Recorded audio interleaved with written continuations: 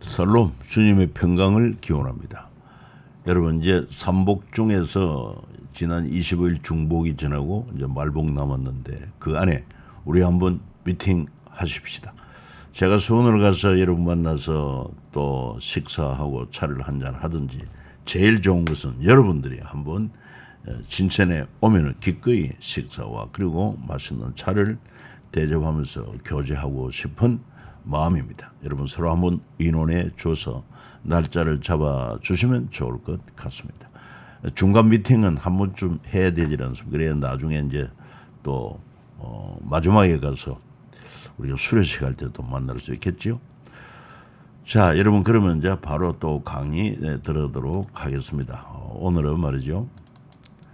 30과 느헤미야서를 중심한 성벽 재건에 대해서 살펴보도록 하겠습니다. 주요한 내용들은 느헤미야의 1000년을 담은 기도, 페르시아 왕과의 담판, 3차 기한의 지도자 느헤미야, 52일 만에 이룬 예루살렘 성벽 재건의 기적, 성경 통독 집회와 조막절, 예레미야의 눈물, 그리고 150년 후 느헤미야의 웃음꽃으로 느헤미야의 3차 귀환의 헌신, 예루살렘을 중건하려는 다니엘의 예고가 성취된 것이다. 이렇게 볼 수 있습니다. 자, 어떻게 예레미야 때 무너진 성이 느헤미야 때 재건되었는가? 사실은 기적 아닙니까? 근데 그것은 이미 하나님께서 말씀을 하셨어요. 이 북쪽 이스라엘이 아수르에 망하고 그로부터 약 한 150년 후 남쪽 유다도 북이스라엘처럼 부패 타락했습니다. 우상 숭배하고 하나님의 말씀을 무시하고 악을 행하는. 그래서 결국 남유다의 마지막 선지자 예레미야를 통해서 하나님께서 내가 너희를 바빌론의 포로가 되게 하겠다. 그리고 70년 포로가 끝난 후 다시 귀환하게 하리라 하는 그 말씀이 있었습니다. 그래서 실제로 예레미야는 그렇게 40여 년 동안 하나님 말씀을 전하고 외쳤지만 결국 유대인들은 돌아오지 않고 그래서 바벨론에 의해서 예루살렘 성전과 성읍이 불타고 황폐하게 되는 것을 목도 많은 사람들의 시체가 널브러지는 모습을 보면서 말씀대로 하나님의 말씀대로 이루어진 그 참 처참한 종말을 보게 된 것입니다. 그러면서 그 황폐한 거리를 다니며 눈물로 부른 노래가 바로 예레미야 애가 아니겠습니까? 그러나 그런 절망 가운데서도 그는 또한 희망을 노래하고 있습니다. 하나님은 사랑과 자비의 하나님이시고 또 죄를 미워하고 징계하지만 결국 다시 회복시키는 하나님을 알고 그런 희망을 또 노래하고 있는 것도 우리가 알 수가 있습니다.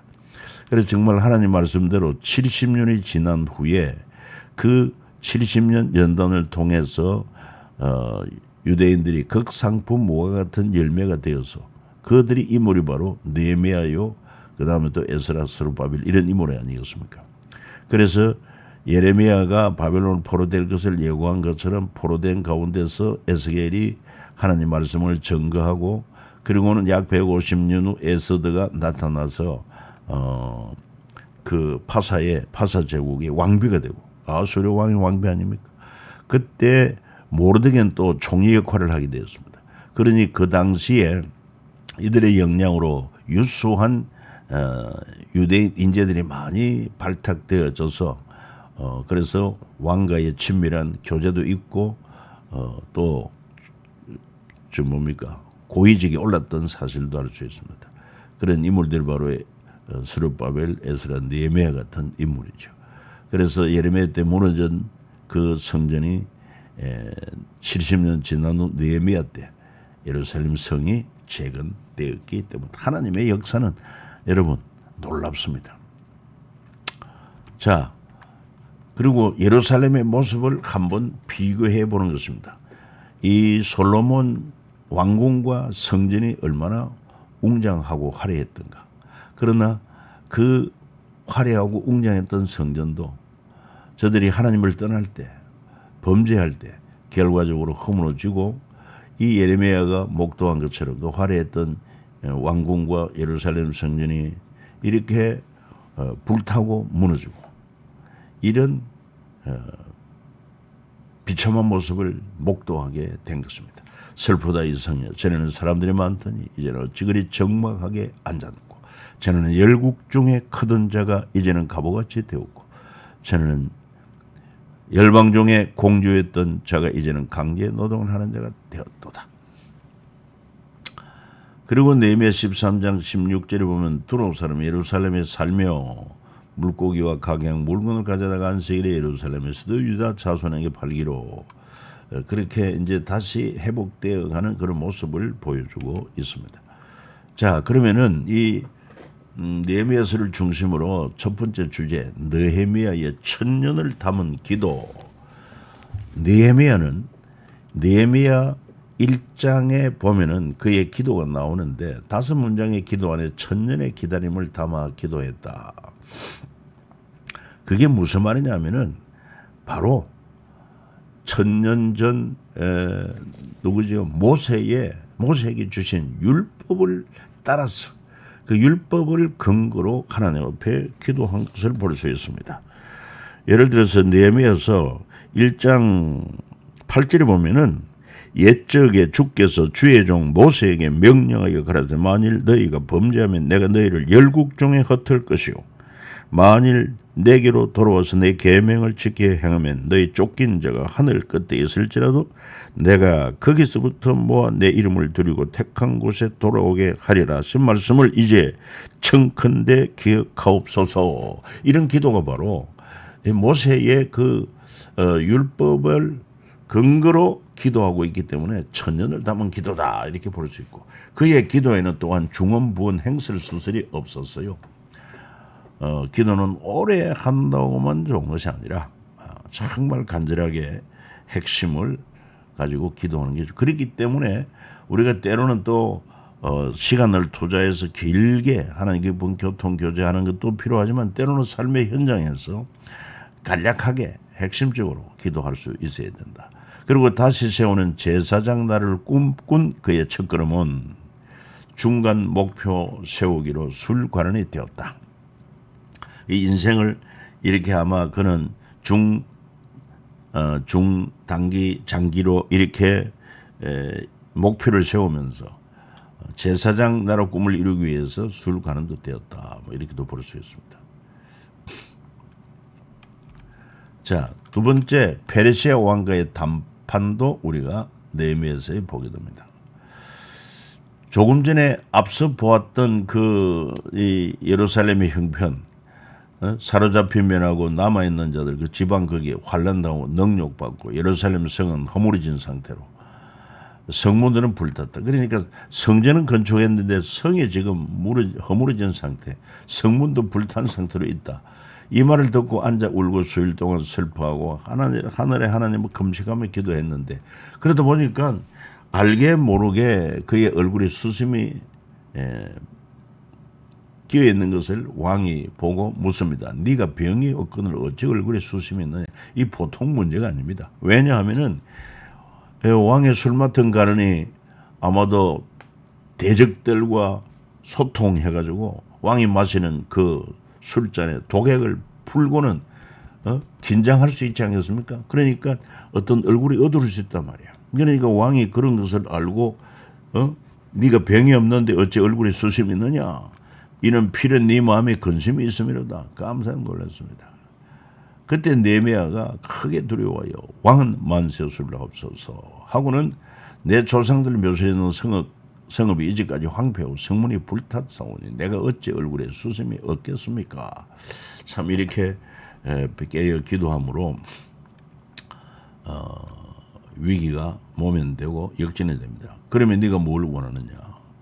그때 느헤미야 역시 하나님께 잠시 묵도 나를 유다 땅 나의 조상들의 묘설이 있는 성읍에 보내 그 성을 건축하게 하옵소서.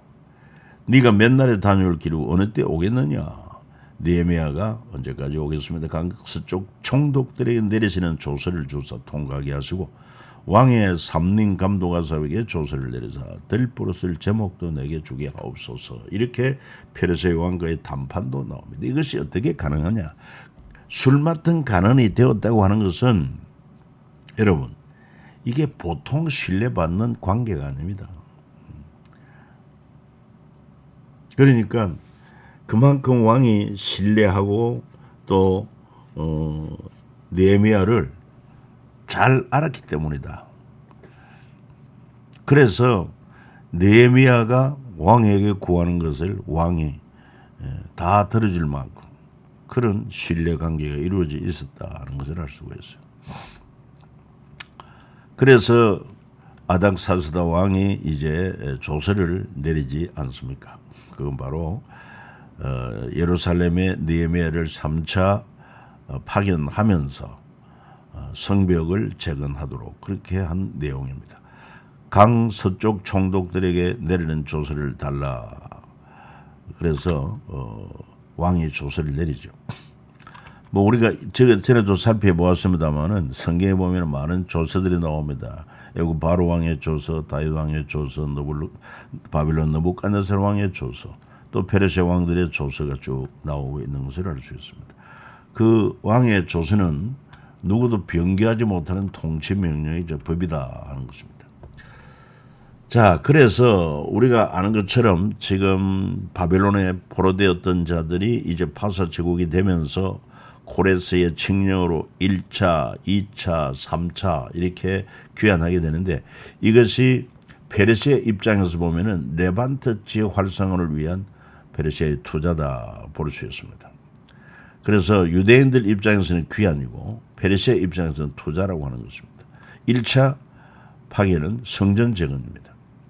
2차 파괴는 공회, 산헤드린 공회를 설립하도록 인정해 준 것입니다. 성경에 보면은 공회라는 말이 이때 세워진 것이다. 3차 파괴는 성벽 재건한 것이다. 이런 걸 통해서 유대인들에게는 하나님 말씀 그대로 귀환이 이루어진 것이고 페르시아 입장에서는 물론 하나님의 섭리가 있었고 그러면서도 또 세상적으로 계산하는 게 있습니다.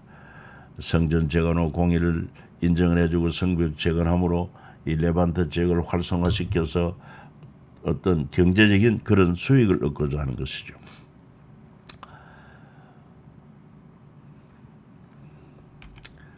그리고 3차 기한의 지도자 느헤미야는 어떤 인물인가? 느헤미야는 총독으로 파견된 것을 기억하시면 좋겠습니다. 먼저 페르시아 1차 지방화 정책의 실행 결과 왕의 도움으로 시작된 성전 건축이 16년 동안 중단되기도 했습니다. 결과적으로 성과가 높지 않았다고 하는 것을 보여요. 이를 보완하기 위해서 2차 지도자로 에스라를 파견하고 3차 지도자로 느헤미야를 예루살렘에 보내었다 하는 사실입니다. 총독 느헤미야는 술관원으로 왕궁에서 왕 곁에 섬겼습니다. 왕의 생명과 관련 있는 술관원은 고대 왕에게 신임받는 사람들이었다. 왕이 그들과 국사를 인원할 정도로 믿을 만한 측근들이었다 하는 것입니다. 사실 술도 한잔하면서 정말 어느 술 기운이 돌 때 속에 있는 얘기도 다 나올 수 있지 않습니까? 그런 관계가 바로 이 술 맡은 관원이다. 그리고 느헤미야는 페르시아 캄비세스 때 술 관원으로 충성된 신하 프렉사스 페스 아들에게 주어졌던 관직이다. 그거는 이제 앞서 예를 든 것이고 페르시아 아닥사스다 왕 때 술 관원은 느헤미야가 되었다. 아무튼 이 신임 받는 그런 인물이었다는 것입니다. 그리고 그가 이제 조국 예루살렘과 동족들의 그런 상황을 듣고 왕에게 요청을 해가지고 조국으로 돌아올 때 총독으로 임명받습니다. 총독은 한나라 지방 즉 관할 구역의 행정을 총괄적으로 감독하고 다스리는 사람을 일반적으로 제국에서는 식민지 통치 지역의 우두머리를 부르는 호칭이 바로 총독입니다. 페르시아 때 유다 총독 스룹바벨 느헤미야, 로마 유대 총독 빌라도 벨릭스 베스도, 우리도 일제 치하의 총독의 그런 지배를 받았던 역사도 있습니다.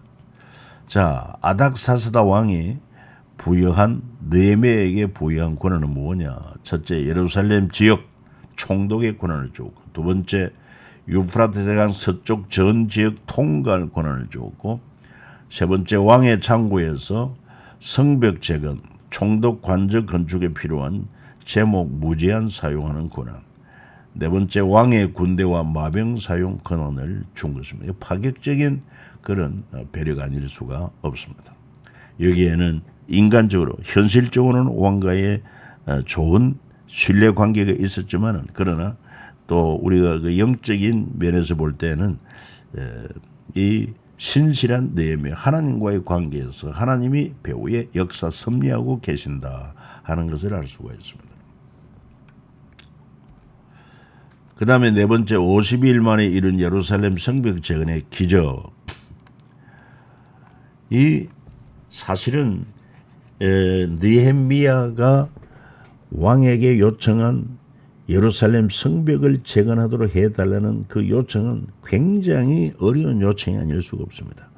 왜냐하면은 이 어떤 지역을, 나라를 여러분 점령하기 위해서는 그 성을 막아선 그 성을 허물어뜨려야 됩니다. 그 공성전이라고 하지 않습니까? 성인의 요새를 빼기 위한 전쟁으로, 전쟁 가운데 우리는 전쟁이고, 성벽 돌파가 최우선, 평지에 있는 성보다 산성의 경우는 더욱 힘든 싸움이고, 수성한 쪽이 유리한 전쟁으로 공성 쪽은 보통 수성보다 3배 더 많은 물량을 준비해야 되고, 성 밖과 성은 모두 전쟁 물자에 충분한 여부가 성패를 가리기도 하고, 전투 방법으로는 고립작전, 성벽 타고 올라가기, 성벽 부수기, 성문 열기, 성벽으로 땅굴 파기, 불태우기 등등 있다 하는 것입니다. 그러니까 예루살렘 성을 쌓는다고 하면은 이 페르시아에 대항할 수도 있는 그런 여지가 있기 때문에 굉장히 어려운 요청임에도 불구하고 왕이 허락해 주었다는 사실. 그리고 예루살렘 성벽의 역사 기록을 통해서 성벽 재건 허락의 위험을 살펴보면은 다윗과 솔로몬 때 예루살렘 성 수구를 치고 들어간 난공불락의 성을 빼앗아 지켰다. 그러니까 이 참 성을 하나 함락시키는 게 얼마나 힘든지 모릅니다. 히스기야 때도 아수르가 예루살렘 성을 보유했지만 18만 5천 명 아수르 군대 죽음으로 끝났습니다. 아수르 제국 멸망의 단초가 된 것이 바로 성 때문입니다. 성벽. 그리고 시드기야 때 바빌론의 남유다 대부분 점령하고 끝내 남은 예루살렘 성 보유하고 18개월 만에 함락했다. 그러니까 이 성을 함락하기 얼마나 어려운가. 바벨론 성 백성들의 반란 경험, 이후 페르시아 다리오는 성벽을 모두 허물고 100개의 청동문도 모두 녹여버림으로 이런 성을 재건하는 것을 원치 않습니다. 때문에 페르시아 입장에서 예루살렘 성벽을 다시 세우는 것은 참으로 위험한 일이다 하는 것을 역사를 통해서 알 수가 있음에도 불구하고 왕이 허락했다고 하는 것은 그 배후에 하나님의 역사가 있기 때문이다. 그리고 이제 예루살렘 성벽 재건 5단계 과정을 살펴보면 첫 번째, 왕의 조서와 필요 물품을 제공받고 동지들을 규합했습니다. 그리고 느헤미야는 엄밀한 사전 답사와 구체적인 복구 계획, 역할 분담 계획을 수립을 했습니다. 이게 참 지혜로운 거죠. 그리고 예루살렘 백성들을 설득하고 수용하고 마음을 하나로 모읍니다. 그리고 방해를 뚫고 나아가고 네 번의 정치 정벌을 했고 암살 계획이 있었고 서마야의 거짓 예언도 있고 뇌물도 비웃음 등이 있었습니다. 심지어 한 손은 연장, 한 손은 칼을 들고 위기를 돌파하며 재건했습니다. 그래서 52일 만에 기적적으로 예루살렘 무너진 성벽을 재건했다고 하는 것입니다. 그리고 이제 다섯 번째, 성경, 통독, 집회와 초막절. 그리고 이 느헤미야 때도 초막절 축제를 성대하게 행합니다. 에스라와 느헤미야가 힘을 합해 백성들과 함께 초막절을 지켰다. 이 초막절은 광야에서 이스라엘이 애굽에서 출애굽하면서 광야에서 나그네 생활을 기념하고 방식은 종려나무나 버돈나무로 장막을 짓고 그 안에 거주하면서 말씀을 듣고 배우고 7일간의 절기를 지켰다. 그리고 성전에서 기쁨이 넘칩니다. 그건 이제 스룹바벨 성전이죠. 이날에 무리가 큰 제사를 드리고 유월절 제사를 드리고 심히 즐거워했으니 하나님이 크게 즐거워하게 하셨습니다. 바로 예레미야에게 주신 그 비전이 실제적으로 예루살렘 성이 즐거워하고 기뻐하는 모습 이루어진 것을 볼 수가 있습니다.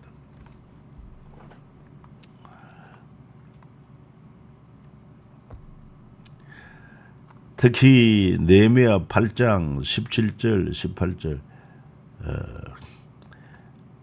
보면은 사로잡혔다 돌아온 회중이 다 초막 짓고 그 안이 눈의 아들 여호수아 때로부터 그날까지 이스라엘 자손이 이같이 행한 일이 없었으므로 이에 크게 기뻐하여 에스라는 첫날부터 끝날까지 날마다 하는 율법책을 낭독하고 무리가 이랫동안 절기를 지키고 8째 날에 규례를 따라 성회를 열었다 말하고 있습니다. 그리고 6번째 예레미야의 눈물이 150년 후 느헤미야의 웃음꽃으로 응답이 된 것을 알 수 있습니다. 그래서 느헤미야는 중간 목표가 술가는 데고 그리고는 예루살렘 총독되어서 최종 목표는 하나님의 기쁨과 이웃의 기쁨이 되는 데 있었다. 오늘 여기서 나름대로 우리 인생 각자도 자기 삶에 목표가 있지 않겠습니까? 그래서 뭐 공부를 하고 뭐 예를 들어서 또 예술가가 되든지 정치가가 되든지 그래서 최종 목표는 뭐가 되어야 되느냐?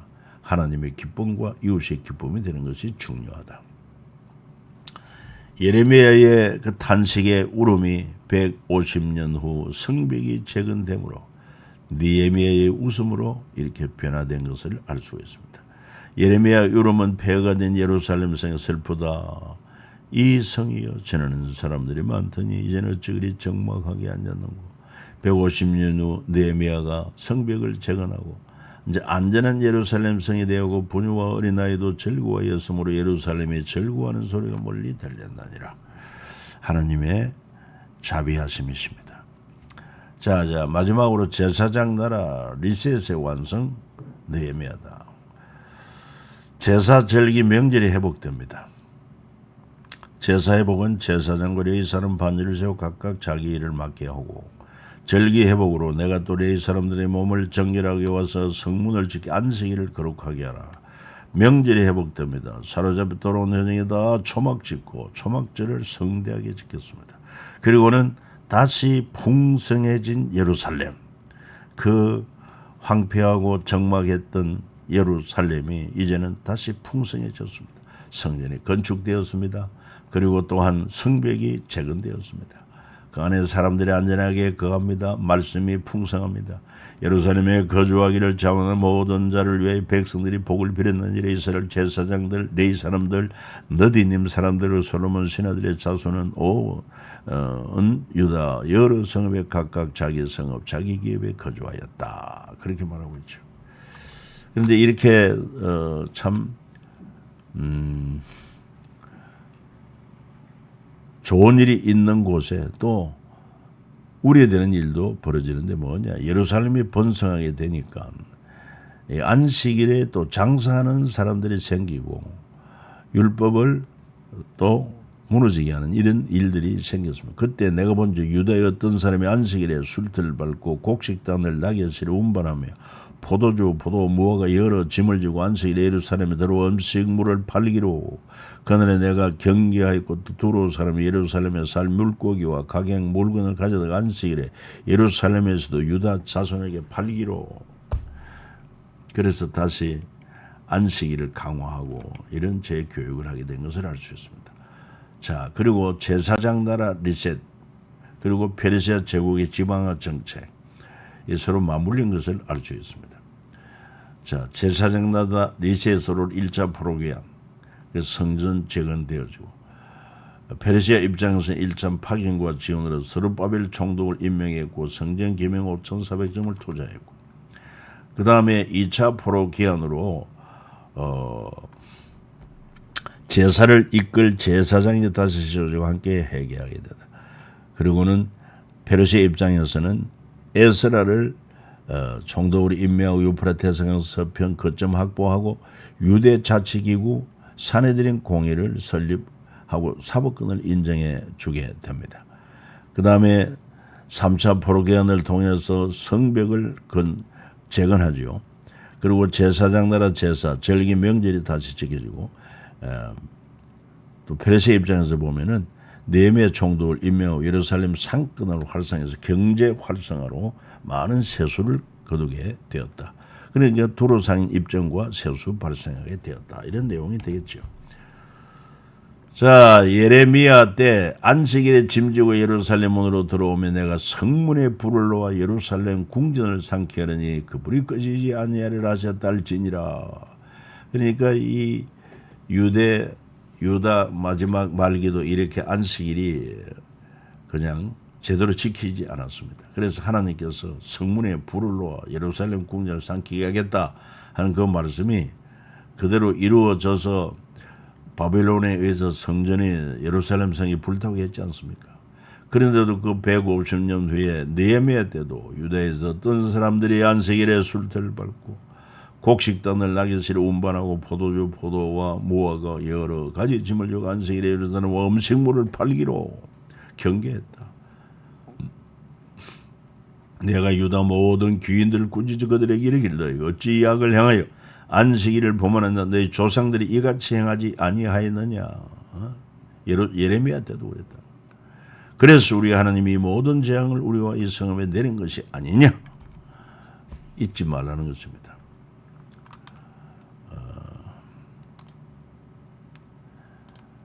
레위인들이 생계를 위해 흩어지고 형식적인 안식일을 지키고 이방 여인과의 결혼 등이 또한 부정행위로 나타났습니다. 참 인간의 부패, 이거는 시간이 지나면 또다시 반복된다는 것이 안타까운 일이 아닐 수 없습니다. 우리도 별 수 없는 존재임을 알고 늘 깨어 기도하지 않으면 우리도 이렇게 부패할 수밖에 없다는 연약성을 인정을 해야 될 것입니다.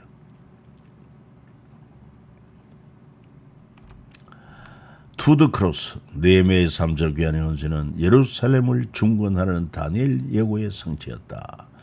느헤미야가 성벽 재건으로 메시아가 오시는 시점에 대한 다니엘의 예고를 실제화하고 귀환한 유대인들의 제사장 나라 회복을 위한 초막절을 지키고 예수님의 초막절 생수의 강으로 이어지고 느헤미야의 안식일 계획은 안식일의 주인 예수님으로 이렇게 이어지고 있는 것을 우리가 염두에 두면 도움이 되겠습니다.